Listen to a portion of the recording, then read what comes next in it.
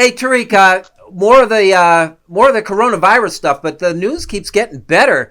We got the Big Ten announcing that they're going to come back and play football this year. What changed?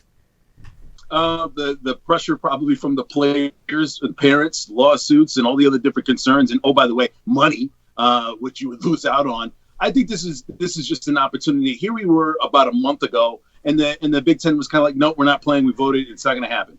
Here we are a month later. The NFL started. College has started. Players are demanding to play. They want to sue to play. All of these different things have come up. You've seen some college football games already. I think it was kind of the pressure to get back out there. Okay, let's just go out there and play and see what happens.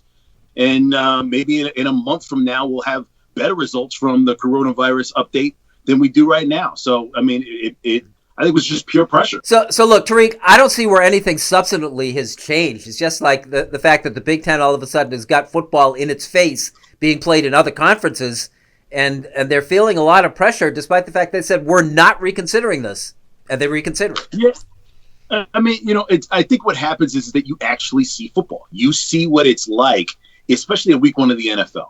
I find it interesting that this vote comes the week after the NFL season has started. And they're just like, all right, these guys are playing. All right, high schools. Some of these high schools are playing. I think it's just a push to try to get something out of nothing. All right, let's shorten up the season. Let's not have as long a season as we would have if we had started in August. Let's get something out there, try, and if something gets out of hand, if we get a spike in players that catch COVID-19, then we'll shut it down. But until then, let's go out here and try. We try to open up schools. We try to keep as many people safe as possible. Let's do the best we can with what we've got. And, oh, by the way, rake in as much as we can. Yeah, Pat, what substantively changed for you that made the Big Ten reconsider?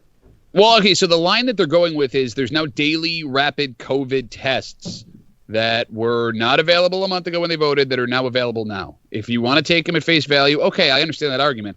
But I don't know if I believe them, man. Like, you see these other conferences go out, they're playing ball, people are excited. You don't want to get left out. Tariq brought up the pressure from the players and the coaches. But I do find it surprising that after 2 weeks of, I guess, okay situations, that you're ready to put it all out there now. Like, there is so much that these colleges have to lose, right?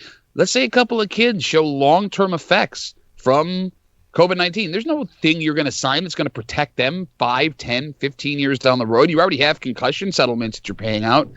It seems pretty short-sighted if you were trying to protect yourself initially, which is what I think the Big Ten was trying to do.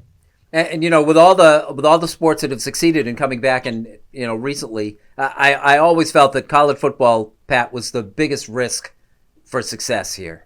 100%, because not only do you have the athletes that are traveling all over the country, you got the kids that are on campus. And look, man, you turn on the news and you see that maybe these kids on campus aren't taking it as seriously as everybody else. Look, I mean, it ultimately comes down to the players want to play, the coaches want to coach, but what do you expect guys like that to say? Of course they want to play. They're also kids that may not be able to weigh out the risks of things long term. I always looked at these colleges and the NCAA as the person that's supposed to be responsible, but as time goes on with every single decision, it seems that they're becoming less and less responsible for the health and safety of the folks that they're supposed to be taking care of.